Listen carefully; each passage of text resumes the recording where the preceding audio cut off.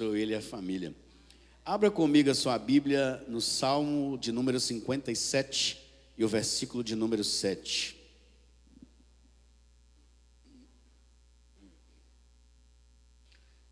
Salmo 57, versículo de número 7.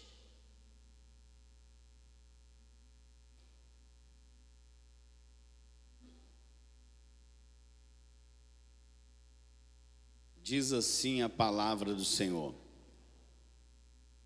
preparado está o meu coração, ó Deus, preparado está o meu coração, cantarei e salmodiarei.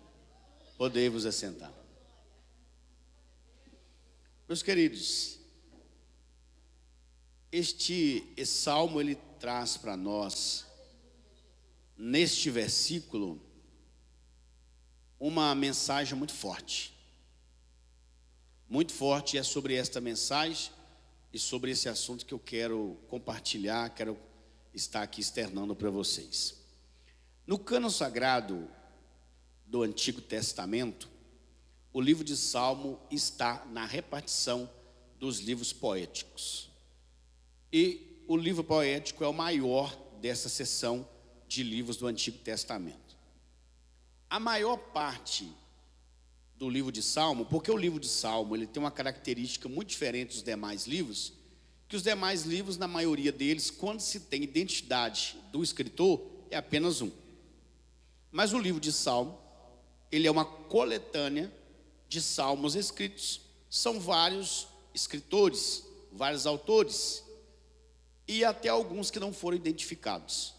E dos que são identificados, a maioria deles, dos salmos, muito obrigado, a maioria são escritos ou foram escritos por Davi.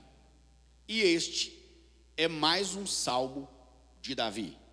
Davi, quem não conhece Davi, aquele menino que estava há pouco tempo no campo pastoreando, cuidando das ovelhas do pai, Deus achou por bem de chamá-lo, nomeá-lo, ungí-lo, constituí-lo rei, e até hoje o nome de Davi ele perdura na história, nos anais da história. E por que não lembrar até do cego Bartimeu, quando clamava, ele dizia: Jesus, filho de...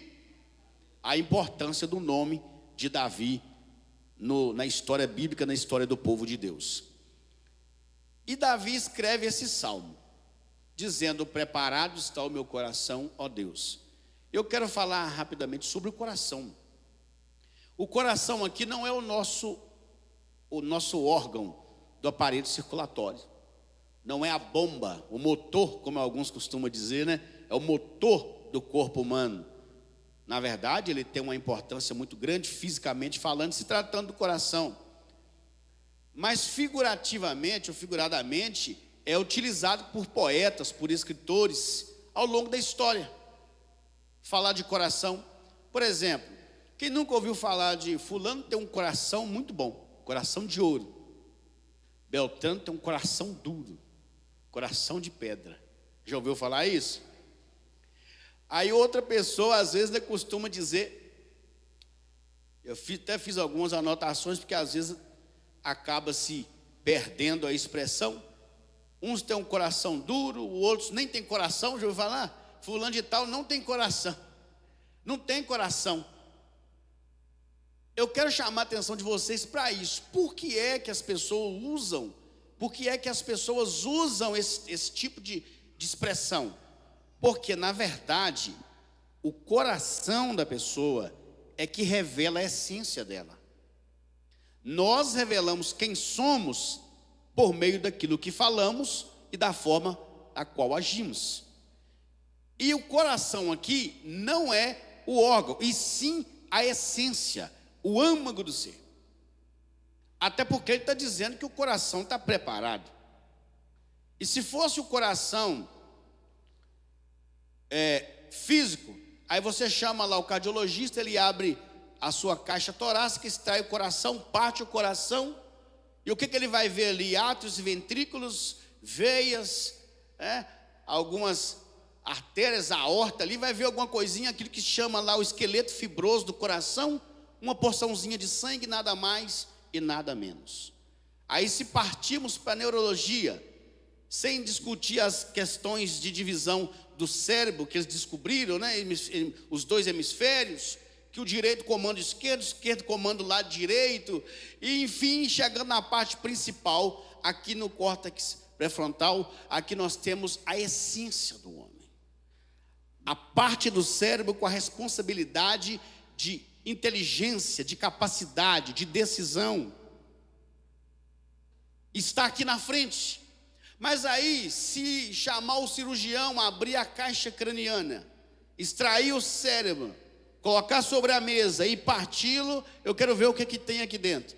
Ele vai encontrar uma massa esbranquiçada com um leve tom acinzentado, que são milhões e milhões de neurônios. Ele vai ver o quê? Nada. Do homem, da sua essência, nada. Sabe o que isso significa? Que Deus tem um segredo com você. O homem é capaz de descobrir, foi capaz, Deus deu essa capacidade para o homem, e ele descobre a funcionalidade, os comandos elétricos e nervosos do homem, ao ponto que paralisou ali a fala, alguma parte ficou deficiente. Ali o homem às vezes é capaz de resolver através do seu conhecimento científico, através de cirurgia. Mas se aqui na frente está a capacidade de entender, de resolver, de decidir, se está o amor, o ódio, o rancor, a angústia, o sentimento está ali, mas quando abre, não se vê nada. Deus deu um segredo para você. Você tem um segredo com Deus. Até porque, se isso fosse possível, pastores, seria muito prático em um campo de guerra. Eu quero descobrir qual é a intenção, as armas e a estratégia do inimigo. Vou capturar um soldado, vou abrir a cabeça dele e vou descobrir o que tem lá dentro. Onde é que está a armadilha, que tipo de arma tem, quais são os ataques, quais serão as formas, as estratégias de guerra que foram traçadas e determinadas, mas não dá para saber. Ninguém sabe. Ninguém sabe. O homem não é capaz de saber. E deixa eu te dar uma notícia. O seu inimigo, ele não é capaz de saber o que você tem aí dentro, a não ser que você fale. Quando você parte para a terapia, você tem lá o psicólogo e os demais graduados na área para trabalhar e vai passar pela terapia. O psicólogo, o psiquiatra e os demais profissionais somente saberão aquilo que você pensa, que você pretende fazer, aquilo que você faz, se você não fala, ele não sabe. Não existe método científico, não existe equipamento, não existe ultrassom, pastor, que é capaz de revelar o que você pensa, o que você sente. Não dá para saber. Não dá para saber. Por isso fica a dica para você aqui. Não estou comparando os profissionais com o inimigo, tá? Por favor, eu deixei claro que o profissional não é capaz de saber se você não revelar. Mas agora eu deixo a dica para você. Não fale aquilo que não tem necessidade de ser falado. Só fale para Deus. E hoje mesmo, ouvindo uma pregação, eu ouvi um pastor dizer: irmão, para orar, tem gente que pensa que para orar, em qualquer lugar que seja, ele tem que levantar a voz e dizer: Senhor Deus e eterno Pai, e fazer aquela oração com formalidade. Não, irmãos. Você pode estar lá no centro, na 28 de abril, com ela lotada no final de ano, todo mundo buscando presente para o Natal, e você pode estar ali em conexão com Deus, com o céu, adorando a Deus, pedindo a proteção, agradecendo, falando com Ele em espírito. É possível você orar e o inimigo nem perceber que você está orando. É segredo seu, é o segredo que Deus te deu. Você pode julgar. Eu posso dizer, como disse o salmista aqui: preparado está o meu coração. Aí você pode dizer, se quiser: o pregador tem um coração preparado, ou pelo menos disse que tem. Agora, o meu coração está preparado? Nem a minha esposa tem condição de dizer que de fato meu coração está preparado. Eu posso falar que está preparado. Alguém vai julgar e dizer: é impossível teu coração. Sempre tem os radicais, né? É impossível ter o coração preparado. Olha que tem mais gente, tem gente que é mais crente que você. Tem gente que é mais crente que eu. Tem gente que tem uma sinceridade com Deus absurda. Tem gente que ora. Tem gente que considera a palavra. Tem gente que aplica a palavra na vida, no dia a dia. Tem gente que vive a palavra, que não é simplesmente religioso. Ele é servo de Deus aqui na terra. E o salmista está dizendo: preparado está o meu coração, ó Deus. Preparado está o meu coração. E é muito importante ter o coração preparado. Os homens não conseguem ver. Os demônios também não conseguem ver. Satanás, irmãos, ele é o psicólogo dos psicólogos. Que é isso, pregador? Só que diferente dos psicólogos que estudam na academia, na faculdade, se preparam e têm o seu contato com pessoas ali ouvindo, Satanás estuda o homem desde o primeiro homem. E ele não simplesmente leu, ele viu, ele estava lá. Alguém usa até dizer quanto à Bíblia, né? Ah, mas o diabo conhece a Bíblia de capa a capa. Irmão, ele viveu ali, ele estava lá. Ele não leu Bíblia, não, ele estava lá. Tudo que aconteceu, que é registro bíblico, ele viu, ele estava lá.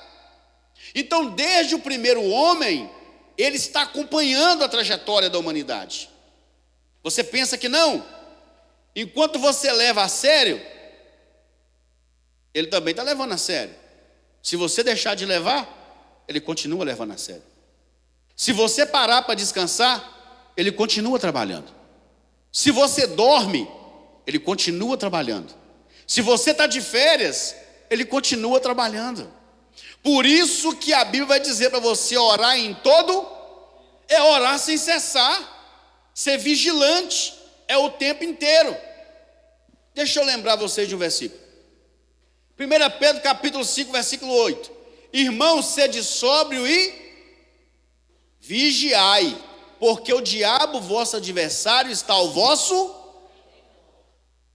bramindo como leão, buscando a quem possa tragar. Ele está buscando uma oportunidade. Ele não vai desistir. Esquece essa ideia. Ele não vai desistir. Ele tem uma missão: roubar, matar e destruir. Principalmente a comunhão do homem com Deus.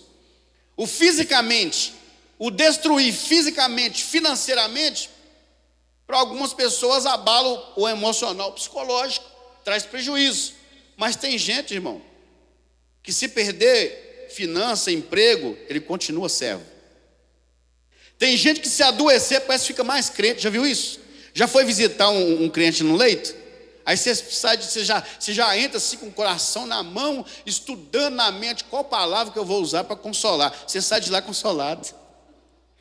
Você sai de lá, meu Deus, está mais crente que eu, meu Deus. Parece que está mais abençoado que eu. Está doente, mas está orando, está falando em língua estranha. Tem um sorriso no rosto, tem uma alegria na alma que talvez o outro não tem.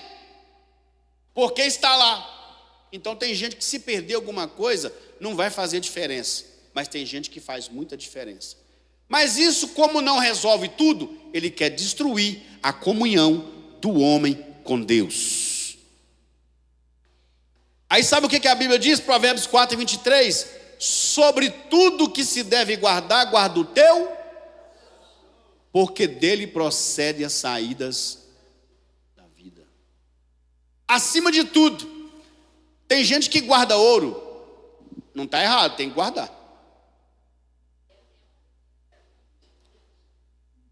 Se andar com ouro no pescoço, quase que chega em casa igual uma mula sem cabeça, né? Se andar com muito ouro pendurado na mão, perigoso ficar sem os dedos. Tem gente que guarda ouro, tem gente que guarda documentos importantes, alguns até em bancos. Chaveado, guardado, paga seguro e precisa guardar, é muito importante. Tem muita gente que tem um segredinho em casa, Tem gente que tem um baúzinho em casa, um cofrezinho em casa. Tem gente que tem um quartinho que guarda alguma coisa. Tem aquele compartimentozinho que guarda alguma coisa, porque é importante.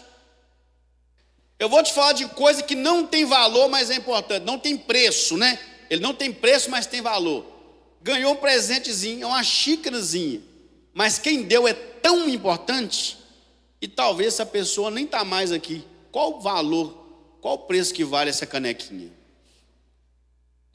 Quanto vale? E vai guardar. Mas acima de tudo que se deve guardar, guarda o teu coração deve ser guardado.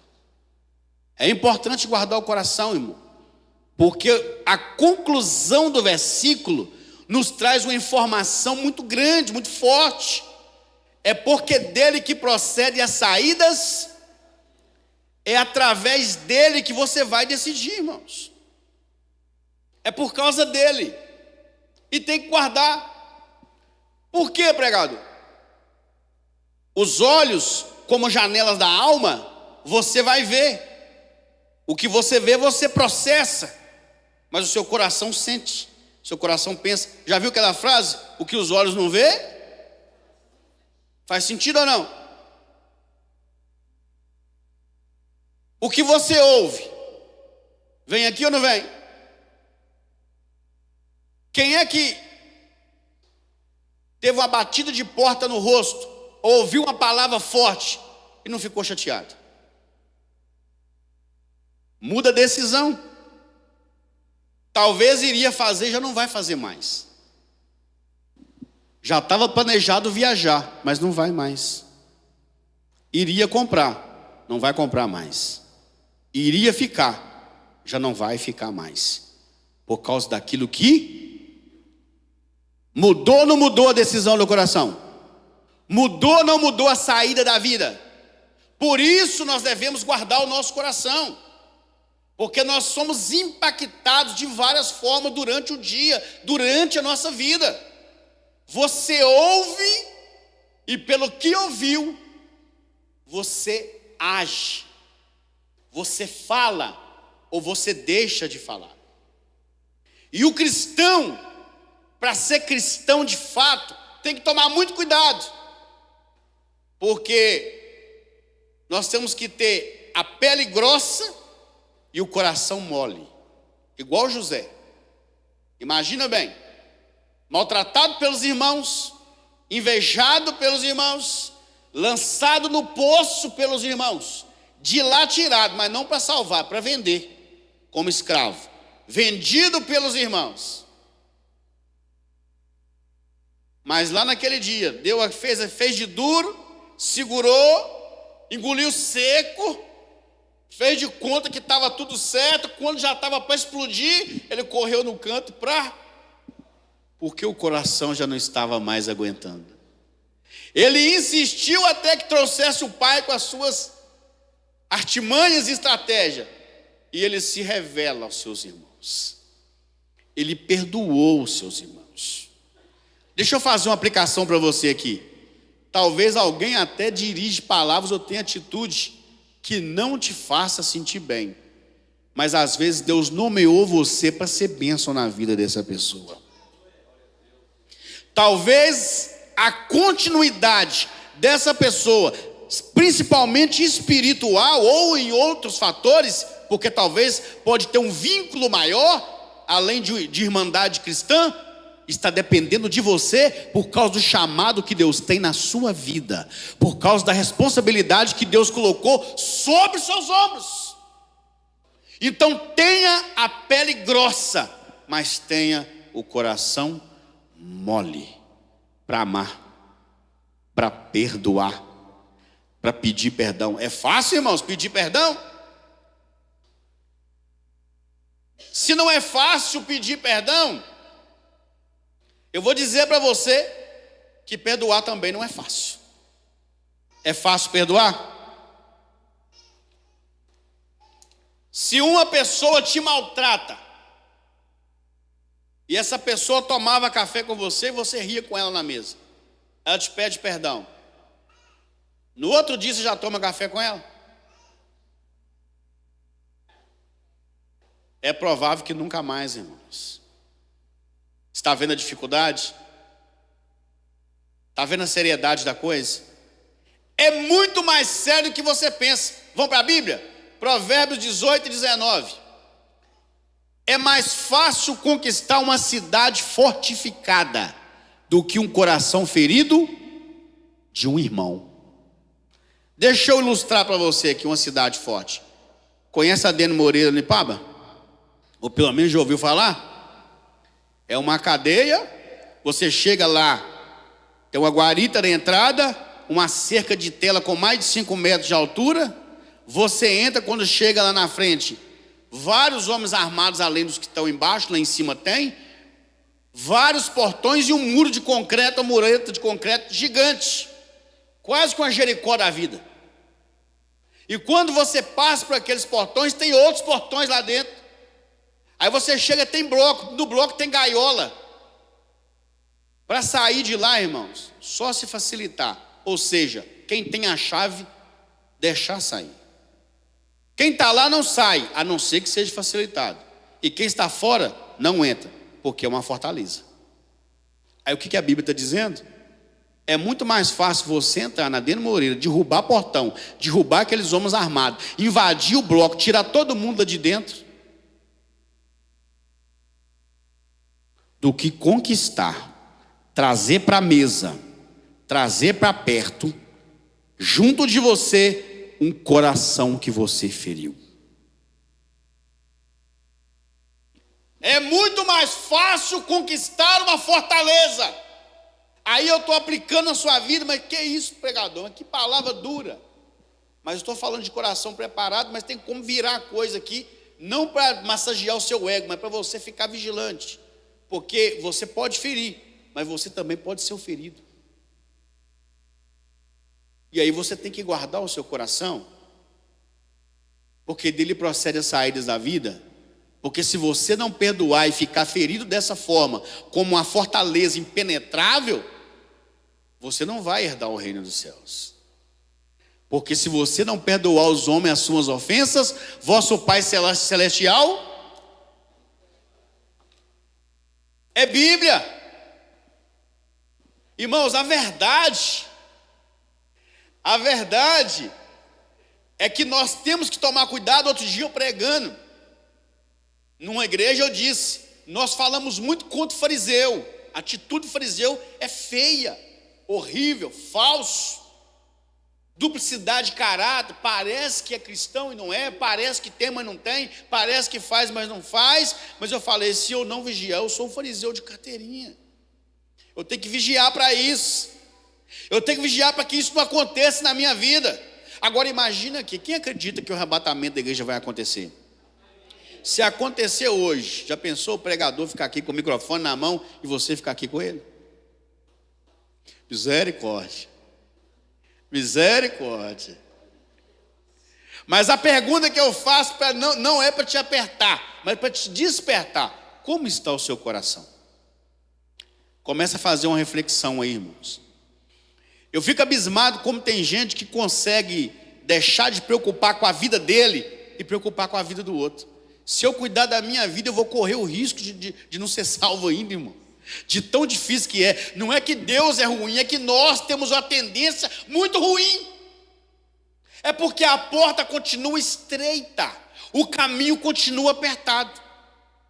E isso não é doutrina, usos e costumes, até porque usos e costumes, vamos dizer que faz parte da doutrina bíblica, mas não é isso. O homem e a mulher tem que vestir com decência, com modéstia, ok, mas você quer ver um negócio sério? Tem alguém aí, não precisa levantar a mão, por favor, tem alguém aí que acha, entende, que não tem alguém que tem que pedir perdão na família? Vou falar de família. Ou que tem que perdoar alguém? Um amigo, um colega de trabalho? Aí eu te pergunto, pode vestir bonitinho, pode andar com a Bíblia, dar nas maiores, pode colocar uma faixa na testa, eu sou cristão. Se o frascozinho de óleo de unção está pequeno, carrega lá, pega o óleo sóia de uma vez, ora naquele negócio e carrega debaixo do braço. Vai resolver, irmãos. Vai resolver, meu querido. Não vai. Isso não vai resolver. Sabe por que a porta é estreita e o caminho é apertado? Porque eu tenho que renunciar. É porque eu tenho que abrir mão. Em Mateus 11, 28, Jesus convida: vinde a mim todos que estáis cansados. Ok, você vem do jeito que tiver. Vem machucado, vem carregado, vem cheio de apetrecho, vem do jeito que tiver. Mas em Mateus 24, 16, 24, aquele que quiser vir após mim, negue-se a si mesmo. Tome a sua cruz, que tem crente que acha que não tem cruz. É cruz! E vem e segue-me. Tem que renunciar, meu querido. Eu tenho que renunciar. Eu tenho que abrir mão. Às vezes eu não quero fazer, mas eu vou ter que fazer sem querer. Às vezes eu não quero ir, mas eu vou ter que ir sem querer. Às vezes eu quero ficar, mas eu vou ter que ir. Tem vezes que é para ficar, eu quero ir, mas eu vou ter que ficar. Às vezes eu não quero estender a mão, mas vai ter que estender a mão. Fala comigo se isso não é ser fariseu. Se eu sei o que tenho que fazer. O que a Bíblia diz? Aquele que sabe fazer o bem e não faz. Oh, glória. Igreja que tem Bíblia é uma benção. Aquele que sabe fazer e não faz. Tem gente que pensa que pecado é só adultério, é roubar, é homicídio, matar. Não. Você, quando pode fazer e não faz, já está pecando, irmãos. Já está pecando. Isso é Bíblia. Guarda o teu coração, porque dele procede as saídas da vida.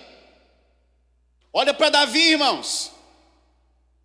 Davi, o contexto, já entro no contexto com vocês. Qual é o contexto histórico? Davi fugindo de Saul. Esse é o contexto histórico. Veja bem, eu quero citar mais um versículo com vocês.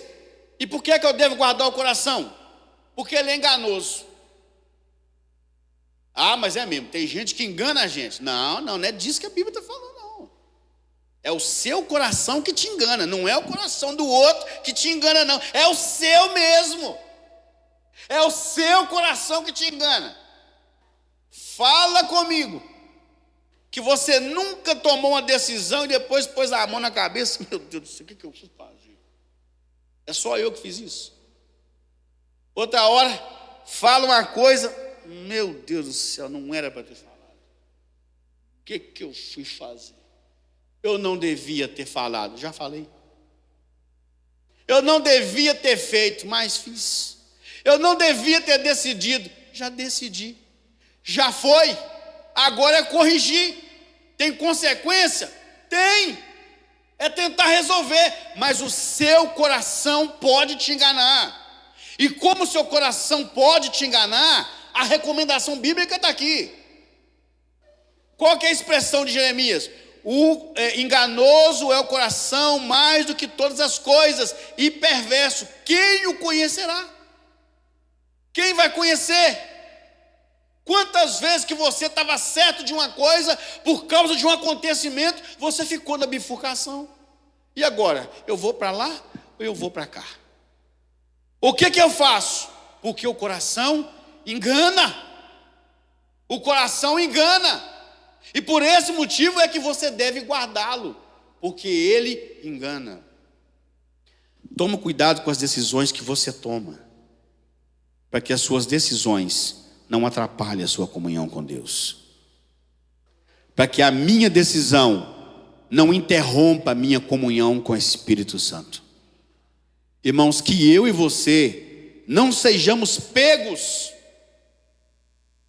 como aquele que fala dele com a boca, mas o coração, que o meu coração, que o seu coração esteja cheio do Espírito Santo nessa noite. Que o Espírito Santo abunde em seu coração. que Ele encha o seu ser, que Ele abra os seus olhos, que Ele aumente a sua fé, que Ele dirija os seus passos, que te dê sabedoria nas tomadas de decisões, e que a sua vida seja radiante em todas as áreas, para a glória de Deus.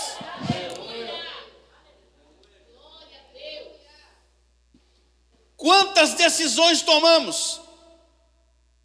E vai chegar um momento que você vai ficar naquela: eu vou agir pela razão ou pela emoção? Lembra? O judeu descia de Jerusalém para Jericó, foi pego, salteado lá, tomaram tudo dele, bateram nele, a Bíblia diz que deixaram caído meio morto. Aí vem quem? O sacerdote. Quem é o sacerdote, irmãos? Vou trazer para o nosso contexto aqui de Brasil, de igreja, os pastores. Vem o sacerdote. Depois vem o levita. Agora vamos aplicar em toda a igreja. Todo mundo coopera, todo mundo ajuda, todo mundo é membro. O que o sacerdote fez, irmãos? Olhou assim: não, já cumpri meu horário, apresentei meu sacrifício, já imolei o cordeiro, já aspergi o sangue, já acendi o meu incenso. Não, isso não é ocupação minha, não. Aí vem o levita e faz a mesma coisa. Estava na casa de Deus, usando o nome de Deus, fazendo para Deus, mas numa simples situação de um olhar para um ser humano, de amar ao próximo como a si mesmo. Irmão, é uma condição de socorro, irmão. Se você estiver na rua ali, você vai chamar o bombeiro, o SAMU no mínimo. Sim ou não? Mas ele estava lá e poderia levar e não fez nada. Ah não, judeu não vai ser salvo. Mas e o samaritano? O samaritano comunicava com o judeu? Não. O judeu rejeitava o samaritano. Mas o que o samaritano faz, irmãos? Ele para o que estava fazendo, o seu trajeto, a sua viagem. Ele muda o seu propósito naquele momento, por um período de tempo e de trajeto. Pega aquele homem, lava com vinho, unta as suas feridas com azeite, coloca na sua cavalgadura, coloca na estalagem e fala: cuida desse homem, e se gastar, está aqui o dinheiro, e se gastar mais alguma coisa, deixa na minha conta, quando eu voltar eu pago. O samaritano tinha de tudo para deixar aquele homem morrer, talvez até facilitar a ida dele, né? Fazer esse cavalo sapatear em cima desse homem. Esse povo não gosta da gente mesmo. Não, mas o samaritano, irmão, foi mais crente do que o judeu. O samaritano foi mais servo do que o sacerdote.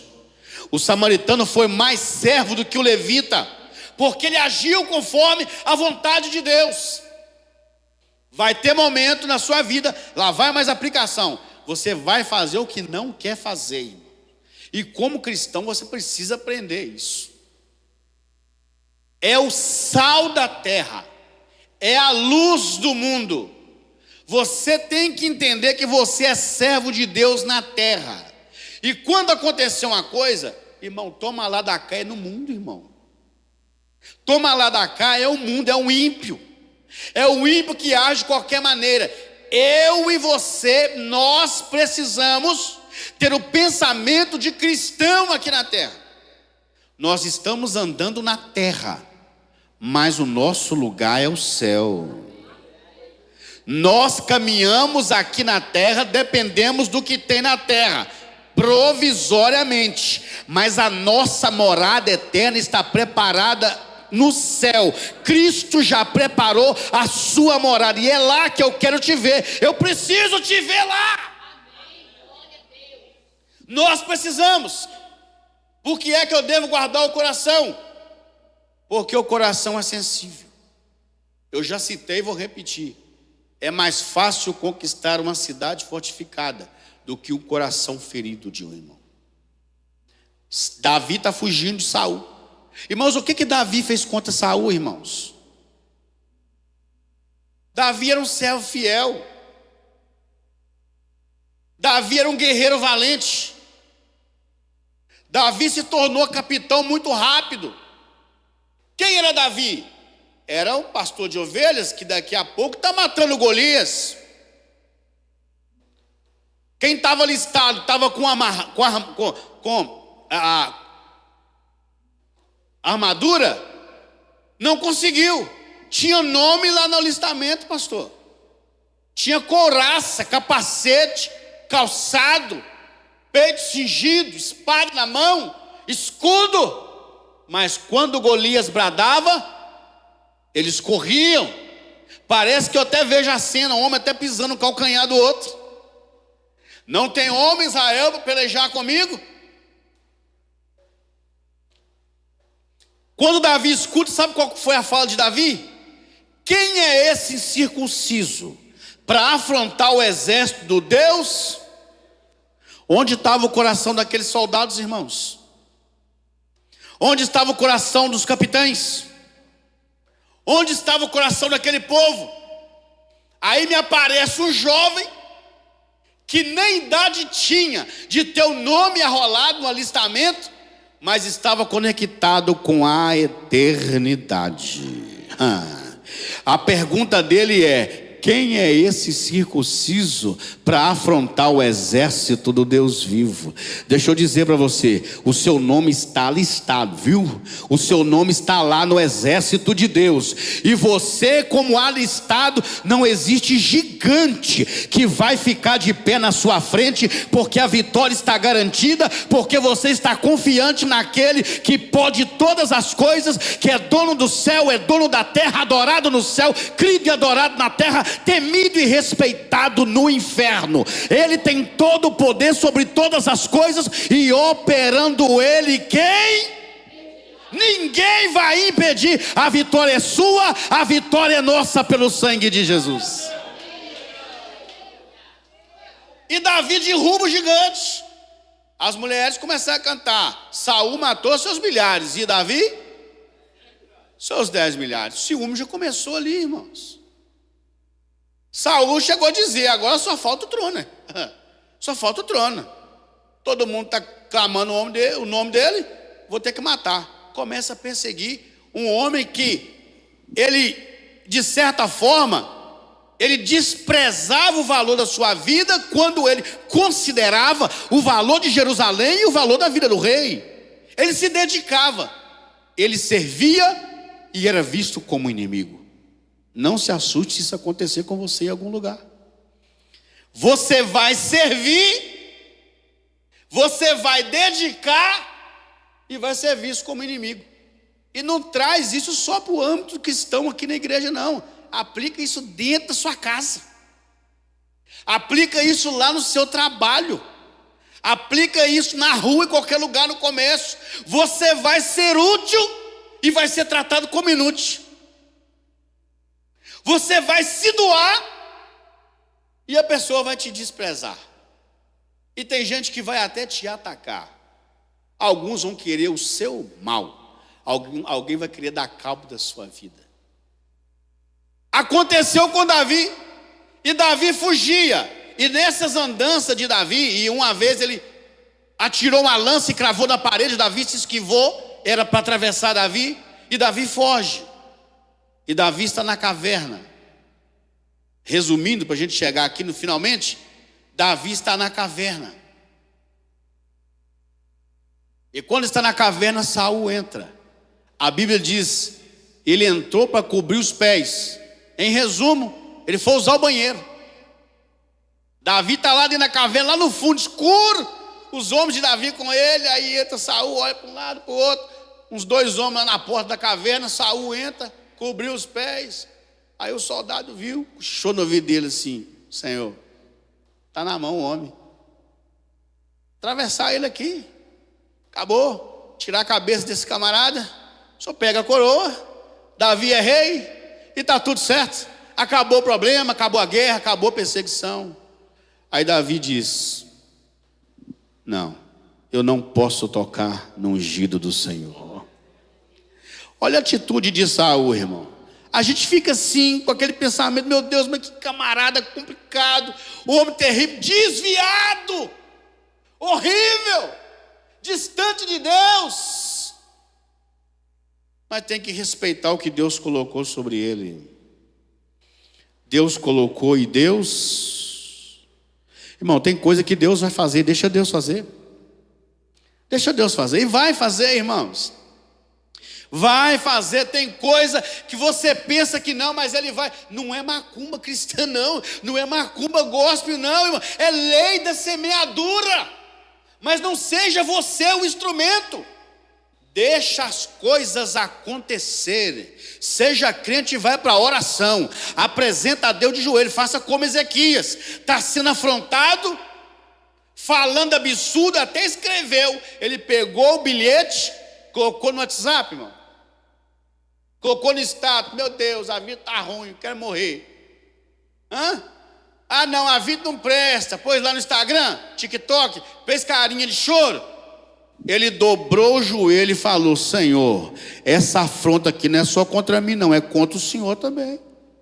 Está te afrontando e o Senhor sabe que eu não consigo. Humilhou, eu não consigo. Eu não posso, mas o Senhor pode, e pode mesmo. E Deus fez, não só pode, como Ele fez. Deixa eu falar com você. Se você soubesse o que Deus pode fazer na sua vida, ainda esse mês, se você soubesse o que Deus pode fazer na sua vida ainda esse ano, você mudava a sua atitude. Você abria a porta do quarto, entrava, fechava a porta do quarto, dobrava o seu joelho e colocava diante dele. Ele te ouve em oculto, ele te ouve em secreto. Ele vai revelar coisas grandes que você não sabe. Ele vai abrir porta, ele vai mudar decreto, ele vai mudar história, ele vai libertar na sua casa, na sua família. Ele vai trazer para perto quem está longe. Ele vai mudar o cenário, porque Ele tem poder sobre todas as coisas. Operando Ele, quem impedirá? Ninguém impede o agir de Deus. E é nesse contexto que Davi estava. E ele vai dizer: preparado está o meu coração. Sabe uma coisa que me chama a atenção para eu encerrar aqui? Davi está dizendo: preparado está o meu coração, ó. Ele está falando com quem? Porque eu posso falar com vocês que o meu coração está preparado, e posso enganar vocês. Se eu não for uma pessoa de caráter, eu vou enganar. E tem muita gente que engana, não sabendo que os mentirosos não herdarão o reino dos céus.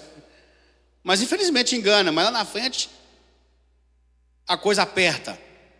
Sabe o que me chama a atenção aqui? É que Davi não está falando com o homem. Davi está falando com Deus. Porque se eu falo com você que o meu coração está preparado, você vai julgar, você vai decidir alguma coisa, você vai concluir alguma coisa, mas saber se está ou não, você não vai. Mas Davi está orando, está diante de Deus, com muita humildade, dizendo: preparado está o meu coração, ó Deus. Não dá para mentir para Deus, irmãos. Deus estava vendo o coração de Davi, e o coração de Davi de fato estava preparado. Ele não diria para Deus se de fato não tivesse o seu coração preparado. O coração de Davi estava preparado. Se você abrir a Bíblia, abre a Bíblia no Salmo 57, vamos acompanhar esse texto.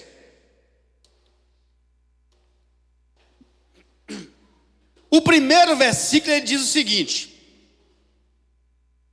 tem misericórdia de mim, ó Deus, tem misericórdia de mim, porque a minha alma confia em ti, e à sombra das tuas asas eu me abrigo, até que passe as... Não é só você que está na prova não, tem muita gente que passa a prova. Não é para te consolar na tristeza, é para dizer para você que essa coisa vai mudar, essa história vai mudar. Mas não é só você que está na dificuldade. Versículo 2: clamarei ao Deus Altíssimo, ao Deus que tudo por mim. Você tem essa confiança? Que você clama a um Deus que tudo executa? Ou você clama e duvida de que Ele vai fazer? Se você fizer como Davi e clamar crendo que é um Deus que tudo por mim executa, não limite Deus naquilo que Ele pode fazer, porque Deus pode fazer todas as coisas. Versículo 3: e Ele dos céus enviará o seu auxílio, e me salvará do desprezo daquele que procura devorar-me. Deus enviará a sua misericórdia, a sua verdade. Deus do céu vai enviar o seu auxílio. Deixa eu dizer para você, talvez aqui na terra você sentiu falta de alguém, sentiu falta de um apoio, precisou, mas não veio ajuda. Não tem problema não, irmão. Eu sei que na verdade é ruim. É igual Pedro afundando. Pedro está afundando, socorre-me, Senhor. Os homens no barco, pastor, ninguém jogou uma corda, ninguém jogou uma boia. Ali tinha pescador, homem que tinha uma vida no mar. Ninguém pulou lá para nadar, para segurar Pedro. Socorre, Senhor. E o homem tomando água, bebendo água. Mas aquele que caminha sobre as águas foi andando na direção dele, pegou pela mão, levantou, apoiou e levou até a embarcação. Tem gente que vai ver, não vai ajudar, mas deixa eu dizer para você, aquele que você clama por ele, que você caminha na direção dele, que é o seu alvo, que é Cristo, ainda que até a sua mãe esqueça, todavia eu não me esquecerei de ti, diz o Senhor. Versículo 4: a minha alma está entre leões, e eu estou entre aqueles que estão abrasados, filhos dos homens, cujos dentes são lanças e flechas, e cuja língua é espada.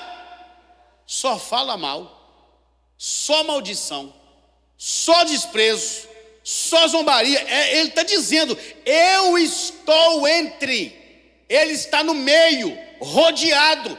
Esse é o cenário do salmista. Versículo 5: se exaltado, ó Deus, sobre os céus, seja a tua glória sobre toda a terra.